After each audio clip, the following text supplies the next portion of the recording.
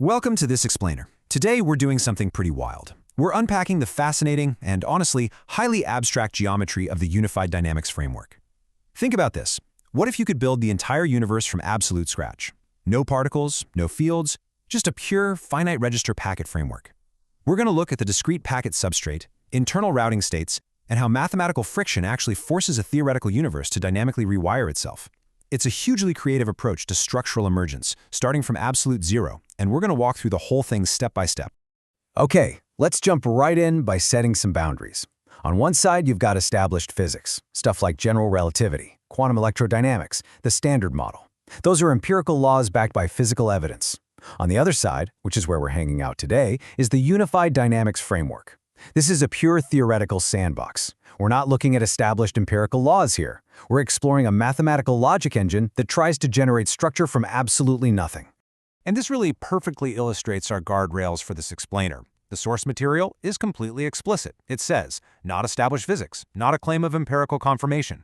The framework absolutely does not claim to recover general relativity, QED, or the Standard Model. So, whenever your brain inevitably tries to ask, wait, how does this map to a quark or an electron? Just remember, it doesn't. And by putting this disclaimer right up front, we give ourselves the permission to just freely explore the internal logic of this geometric universe without getting it twisted with the actual universe we live in. It's a pure logic extraction.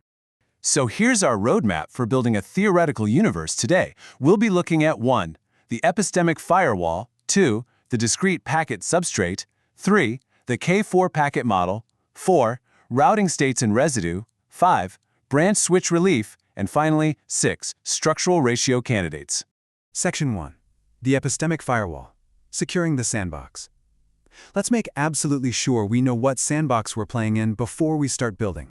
So by explicitly stating what it isn't, the framework frees itself from the burden of fitting into standard physics right out of the gate. Instead, it asks a much simpler question: what must be true for anything to exist at all? And the answer, according to Unified Dynamics, isn't a particle or a field. It's a pure math and logic engine exploring structural emergence. It's just a geometry rule. If we drop literally all our assumptions about space, time, and matter, what is the absolute bare minimum requirement to separate this from that? Remember, in this model, space isn't just an empty void waiting to be filled with stuff. That empty room doesn't even exist yet. The room itself has to be actively generated.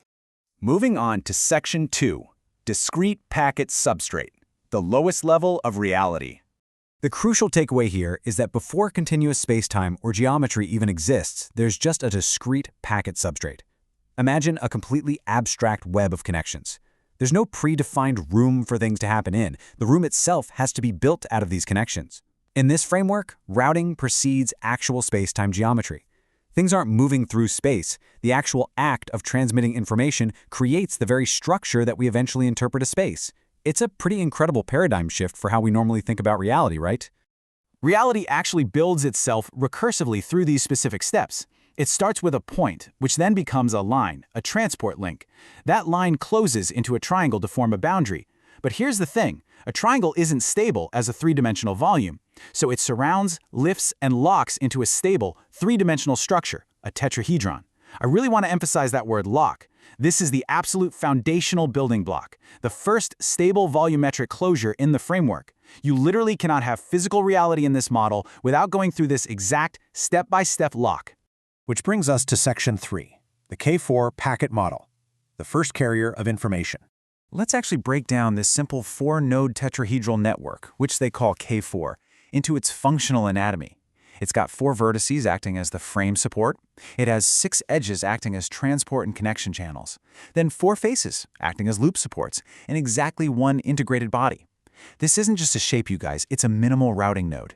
When data tries to move through this theoretical universe, it absolutely must evaluate this entire 4-node matrix to confirm the cell is closed and admissible. All right, Section 4, routing states and residue, the train and the tracks. Every single discrete location in this network has to juggle 3 local routing states simultaneously just to keep information flowing. First up, there's the burden, represented by rho. Think of burden as the unresolved network load. Essentially, it's the traffic jam of data trying to get through. Second is the transport phase, or theta. This is the orientation for the exchange. Picture this as the direction cars want to turn at the intersection. And third is the closure branch, or CHI. This tracks loop completion status, which is kind of like checking if the intersection is actually open and stable. The network is just constantly trying to balance these three variables. To really grasp this, let's use an analogy straight from the source material. Think of a super heavy train navigating mountain tracks. The vector data, the burden, is the train. The track is the geometric rulebook, the spin connection. As the heavy train moves, its massive momentum actually banks and bends the tracks over time. So vectors generate spin.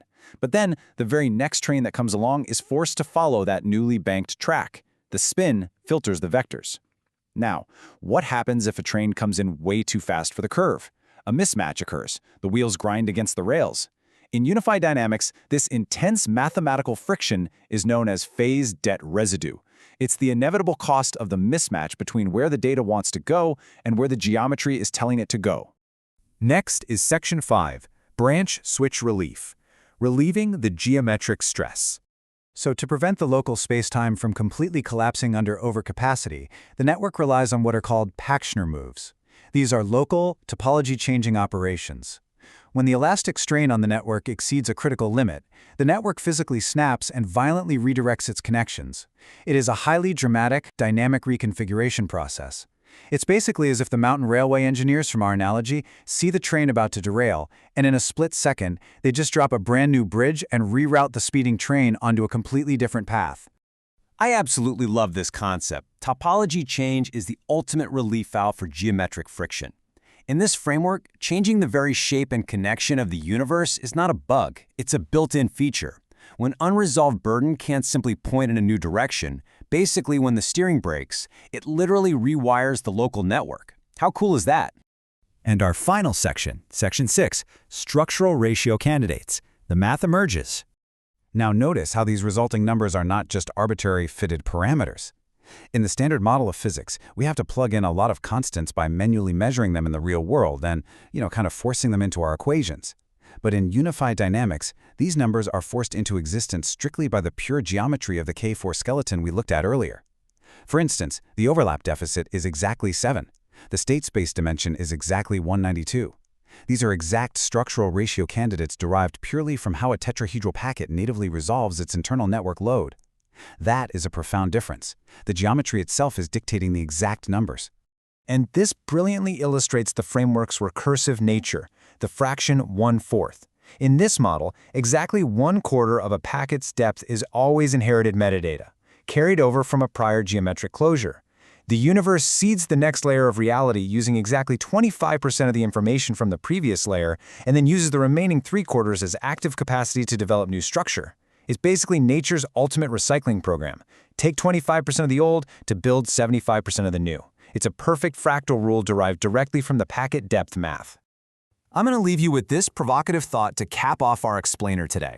If everything from structural parameters to geometric stress fundamentally reduces down to routing data through a discrete packet network, what other secrets are waiting in the math? While this strictly remains a theoretical sandbox and not established physics, it absolutely forces us to ask incredible questions about the nature of emergence, structure, and reality itself. Thank you so much for exploring the Unified Dynamics framework with me today.